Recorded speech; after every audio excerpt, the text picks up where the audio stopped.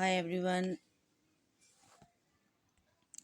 खुदा सुनसी के ज़िंदा जलाली और प्रफजल नाम में आप सबको अस्सलाम। मुसीब बहन भाइयों को देखने वालों को किरण का अस्सलाम। तो चलिए व्यूवर्स, आज हम ज़बूरों की किताब में से दूसरे ज़बूर की स्टडी करेंगे। जैसा कि लिखा है, खुदा का बरगज़ीदा बादशाह।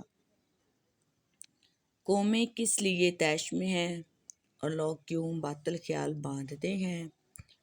खुदावंद और उसके मसीह के खिलाफ ज़मीन के बादशाह सफ़र आई करके और हाकिम आपस में मशवरा करके कहते हैं, आओ हम उनके बंधन तोड़ डालें, उनकी रस्सियाँ अपने ऊपर से उतार फेंकें। वो जो आसमान पर तख्त नशीन है हंसेगा, खुदावंद उनका मजाक उड़ाएगा।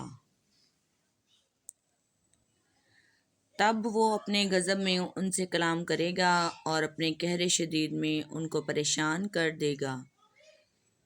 मैं तो अपने बादशाह को और अपने कोह मुक़द्दस सिय्योन पर बैठा चुका हूँ। मैं उस फरमान को बयान करूँगा। खुदावंद ने मुझसे कहा, तू मेरा बेटा है, आज तो मुझसे पैदा हुआ है। मुझसे मांग और मैं कौमों को तेरी मिरास के लिए और ज़मीन के इंतहाई से तेरी मलकियत के लिए तुझे बख्शूँगा। तू उनको लोहे के असा से तोड़ेगा, कुम्हार के बर्तन की तरह उनको चकनाचूर कर डालेगा।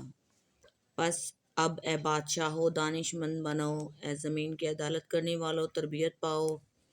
डरते हुए खुदावंद की इबादत करो, कांपते हुए खुशी मनाओ। बेटे को चूमो, ऐसा ना हो कि वो कहर में आए और तुम रास्ता में हलाक हो जाओ, क्योंकि उसका गज़ब जल्द भड़कने को है।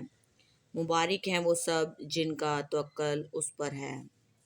बेशक आप सभी मुबारक हैं। हम सब शाही घराने का फ़िरका जो है, बेशक हम सब मुबारक हैं जिन सब का तवक्कल अपने ज़िंदा खुदावंद पर है। तो आज का हमने ज़बूरों की किताब जो हमने स्टार्ट किया है, उसके दूसरे ज़बूर की हमने 12 आयात पढ़ी हैं। तो इस पाक कलाम के पढ़े और सुने जाने पर हम सब की ख़ास खुदावंद की तरफ से बरकत हो।